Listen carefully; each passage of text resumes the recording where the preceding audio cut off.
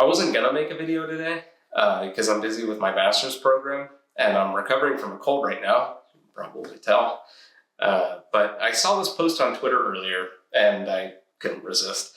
So before I get into the specific post, I wanted to speak to a general trend I've been seeing on social media, on Twitter, Instagram, things like that, where Christians attack each other ruthlessly over doctrinal or other differences in pretty petty and uncharitable ways. And you see it from both sides, like, Catholics to Protestants, or Orthodox to Protestants, Orthodox to Catholics. Like, there's no, no predominant way that it leans. Pretty much everybody's guilty of it.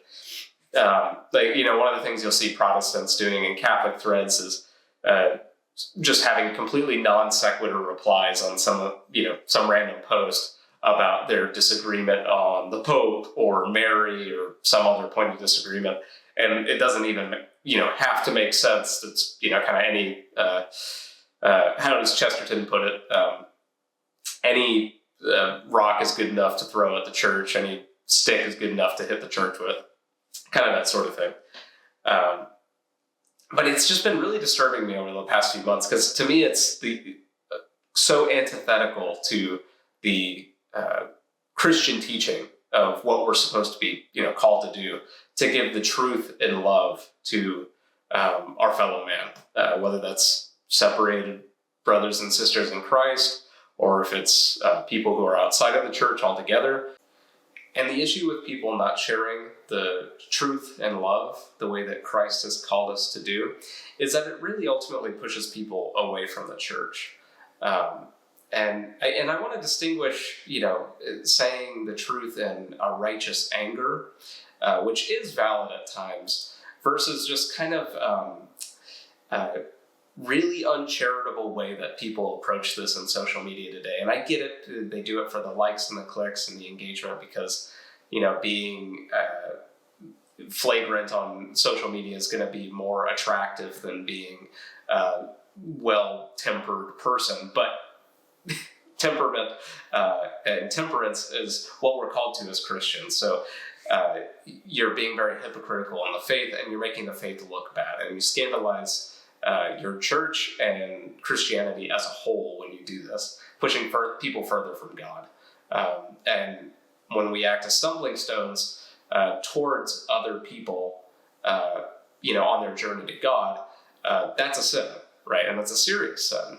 And so I think people need to take that into account when they're posting on social media. One of the most egregious examples of the uncharitable behavior, unchristian behavior on social media was recently Lila Rose posted a picture of her infant's baptism. So if you don't know Lila Rose, she's a very famous pro-life Catholic. And she posted a picture of her baby's baptism, right? Nice photo. Unless you're like one of these psychos on Twitter that feels the need to debate infant baptism and the validity of infant baptisms in the comment section of her posting a personal photo of her baby. And before you say, she's a public figure, she's open for, opening herself up for blowback and criticism, it's a picture of her baby's baptism. There's a time and a place for, having a discussion like that. If you're at a theological debate, debating baptism, that would probably be a good time to talk about it. Or if you're just having like a more in-depth, long-form conversation with somebody, I think it's okay to bring that up, even with, a friend. But at the occasion of the baptism or when somebody's celebrating the baptism, probably not the time to do it. You're probably going to only push that person further away from your belief system. Now, I happen to believe that infant baptism is valid and the right thing to do for a number of reasons. That's not really the point of the video. The point of the video is that when people act in, aggressive, uncharitable ways on social media to those who disagree with them, within or outside of the church, it scandalizes the entire religion and it makes us all look bad. And it also just goes against your whole point of trying to approach the truth and love and bring people to, your side. You're not going to bring people to your side by being mean or mocking them, things like that. Another example of kind of the mockery that you see on Twitter is Josie Godfrey. She is a recently ordained Anglican priest. She's a woman, so a lot of Protestant denominations, including Anglicanism, support female ordination. That's something that the Roman Catholic Church does not agree with. It's something that I don't agree with, but that's okay. Different churches do things differently, and there's times and places for those discussions. Case in point, though, Josie Godfrey, she posts a picture of her, just after her ordination, saying how happy she is to be able to devote her life to God, etc. Now, I think any, well-mannered and decent human being, even if you disagree with female ordination, let's say you're Catholic, and you don't think women should be ordained as priests, I think you're going to look at this post and say, okay, I have a few options here. I can shut my mouth and let this person move on with their life and, not cause a fight if I can't say anything nice. If I really have to try to broach the topic, I would do it in a kind way. If I say, hey, I don't think women should be ordained as priests. Here's my thought process why. I love that you're devoted to God, but I don't think you're doing it the right way.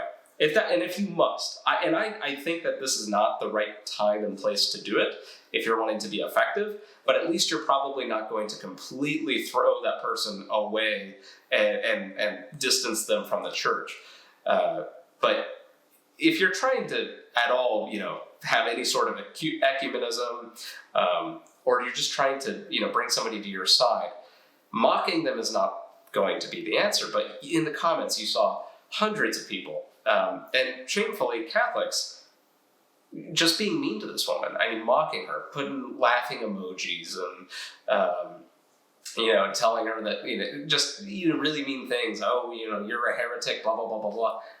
That's not the time to do it, and that's also not what the magisterium teaches us that we're supposed to do with our separated brothers and sisters in Christ. That we're supposed to respect them and be kind. And because if you're going to just be, aggressive with somebody, it's not going to win anybody's heart and mind to the Catholic Church. It's going to make the Catholic Church look worse, in fact.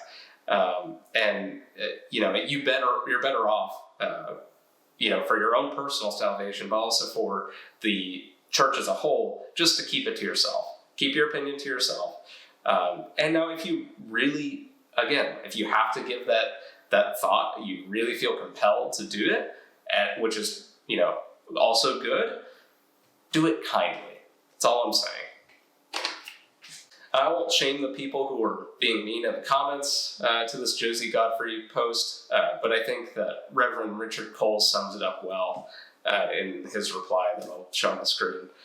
May those commenting so foully be graciously forgiven. And I think that that's, ultimately the thought process that we need to have with these types of things is that people, they don't know what they're doing.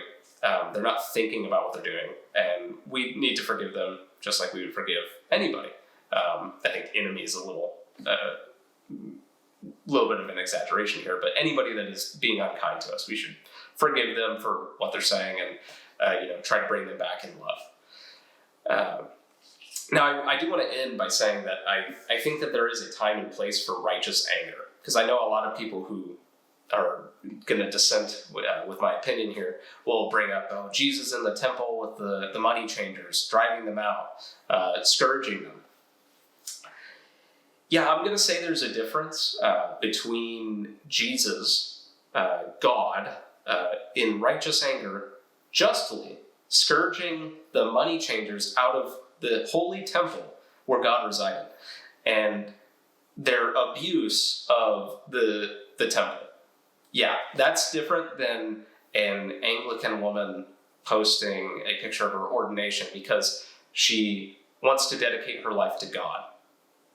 That's, you have to acknowledge that the intention is different there, that the intention of Josie Godfrey is much holier and much more well-to-do than the money changers in the temple.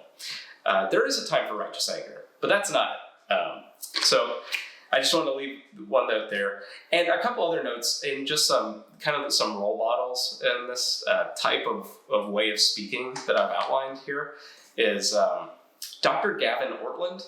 He does an excellent job. He's a Protestant apologist. He's Baptist. He does an excellent job giving the truth in love. And when he disagrees with people, he does it in a charitable, loving way, in a respectful way that ends up bringing people closer to his side.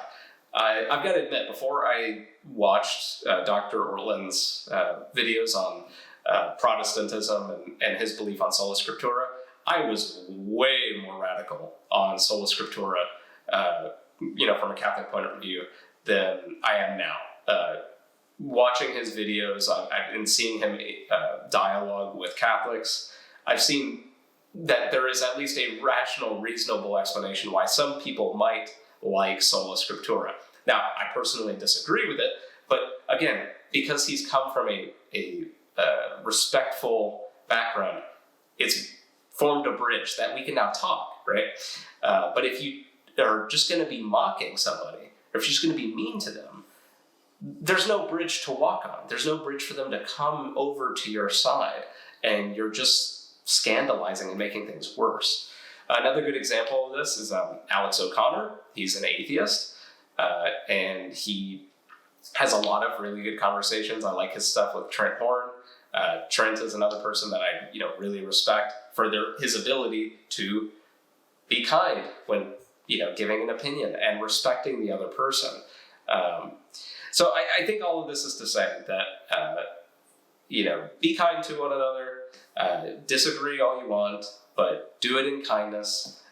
And there's a time and place for things. And I know it's easy when we're on social media to just kind of blast off and blabber our mouth without thinking about what is on the other side of that. But we're talking to real human beings that are going to get upset by this, and your words have impact.